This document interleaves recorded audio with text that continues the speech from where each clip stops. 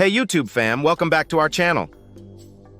In today's video, we're diving into the intriguing world of Jamaican Dons, exploring the lives and stories of some notorious gang leaders in this highly complex landscape.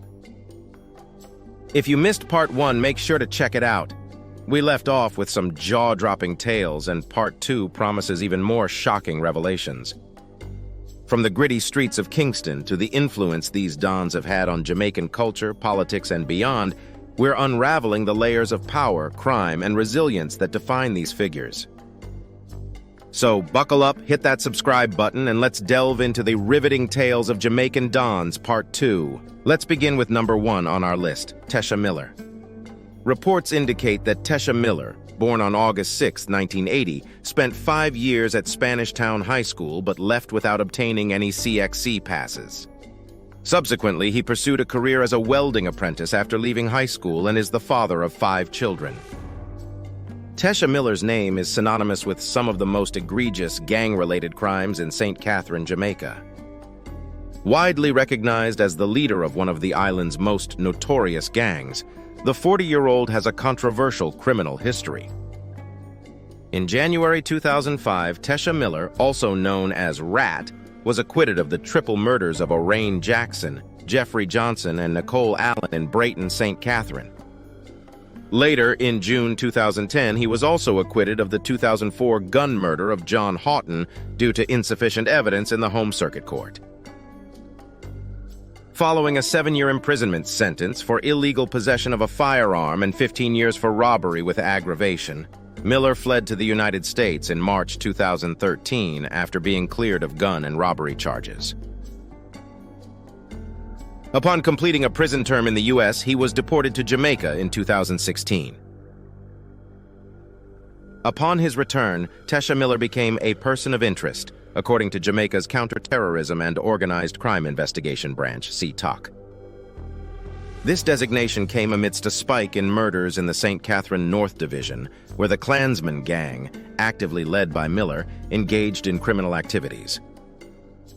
Despite fleeing to the Bahamas in 2017, Miller was held for illegal entry and deported back to Jamaica in March of the same year. He managed to evade authorities until October 2018, when he was finally arrested while attempting to flee the island. Known for his alleged affiliation with the People's National Party, PNP, and the Klansman gang's violent rivalry with One Order in Spanish Town, Tesha Miller has faced numerous accusations, including running an elaborate extortion racket that targeted local businesses in St. Catherine. Miller's criminal activities culminated in his conviction in December 2019 for the 2008 murder of Douglas Chambers, the former chairman of the Jamaica Urban Transit Company, JUTC. He was found guilty on charges of accessory before the fact to murder and accessory after the fact to murder, receiving a combined sentence of 38 years and 9 months. During the trial, a key witness, once affiliated with the Klansman gang, provided crucial testimony, revealing Miller's leadership role and the gang's hierarchy. Miller's alleged victim, Chambers, was fatally shot outside the company's depot in Spanish Town on June 27, 2008.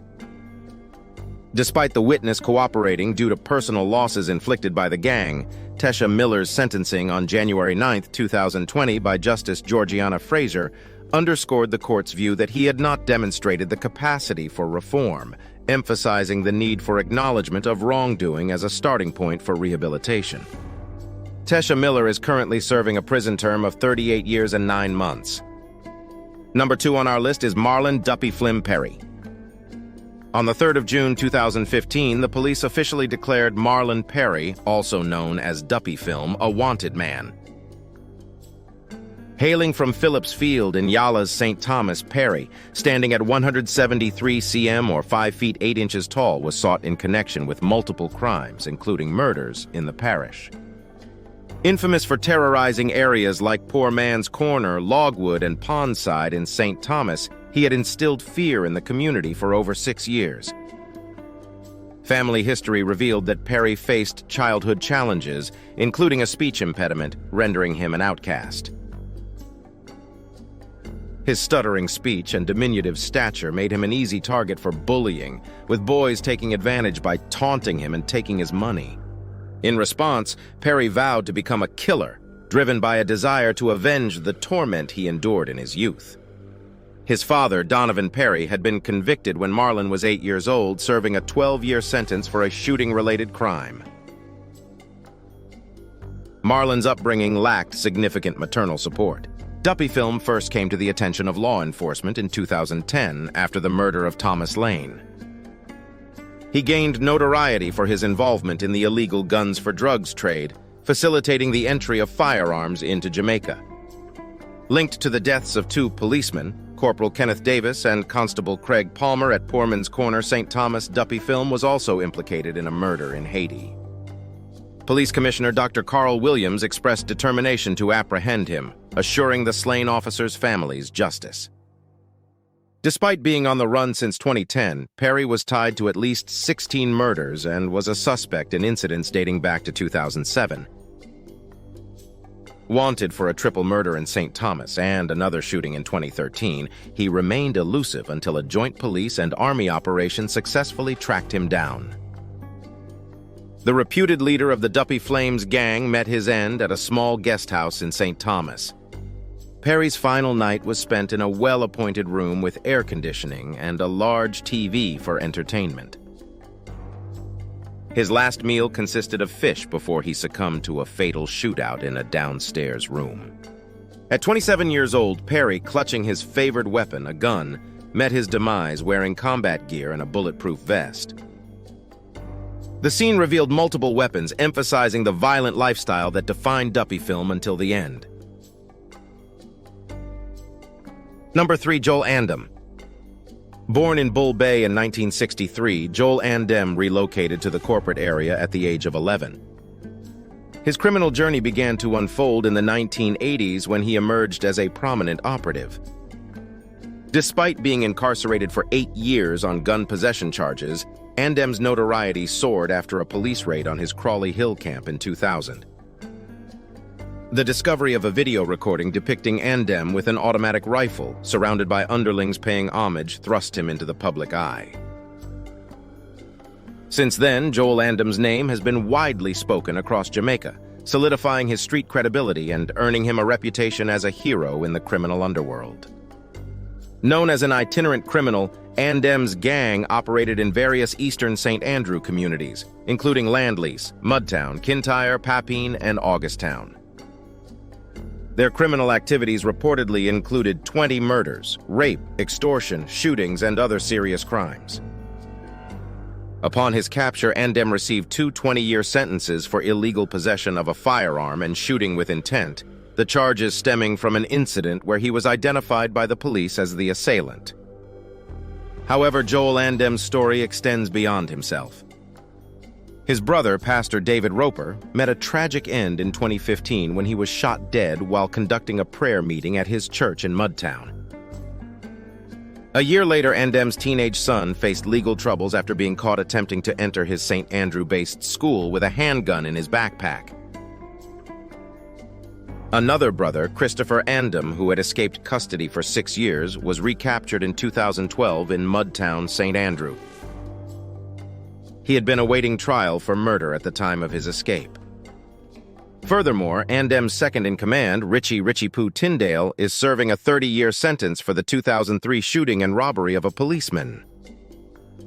Several other members of the Gideon Warriors gang, led by Andem, have met their demise either through police actions or encounters with rival criminals. Notably, 2 Gideon warriors attempting to extort a construction site were fatally shot by a licensed firearm holder defending the premises. The legacy of Joel Andem is intertwined with a network of criminal activities involving his family and associates. Number 4. Donovan Bulby Bennett. Donovan Bulby Bennett, 1964, 30 October 2005, was a notorious Jamaican criminal and the leader of the Klansmen, or Klans Massive gang, based in Spanish Town, St. Catherine. His infamy led to his inclusion in the Jamaica Constabulary Force's list of the top 10 most wanted criminals for over a decade until his demise. Born in King Street, Spanish Town, Bennett gradually established a criminal empire marked by murder and extortion, amassing assets such as 80 motor vehicles and heavy equipment used in construction and hauling industries across Jamaica. A member of the Klansmen, Bennett is believed to have ascended to leadership by orchestrating the murder of the then leader, Derek Puppy String Eccleston, on 12 May 1993. In the early 1990s, he led his gang in violent conflicts against their rivals, the One Order Gang, resulting in numerous gangland shootings and other forms of violence in Spanish Town. Expanding his criminal operations, he set up intricate extortion schemes targeting local businesses, particularly taximen in central and south-central regions of St. Catherine. His criminal influence extended to Old Harbor, Port Moore, St. Catherine, and May Pen. There are indications that Bennett briefly fled authorities in Kingston to Great Britain under a false identity in 2001. Defying surrender, he and his driver were eventually killed during a gun battle with a joint police-military operation as part of Operation Kingfish. This operation aimed to question him about his alleged involvement in 80 unsolved homicides, along with charges of assault and extortion, at his residence in the Tanakay district of Rock River, Clarendon. At the time of his death, Bennett's wealth was estimated at $100 million, and his weapon, a .50 Desert Eagle, was valued at $2,000. Subsequent investigations led by Superintendent Kenneth Wade revealed collaboration between Bennett and members of the People's National Party, which provided political support and information while he operated in areas affiliated with the party. Following Bennett's death, his gang members reacted violently, blocking roads, firing upon the Spanish Town police station, and burning effigies of National Security Minister Dr. Peter Phillips in protest. Thanks for tuning in to part 2 of our exploration into Jamaican Dons, the notorious gang leaders who left an indelible mark on the island's history.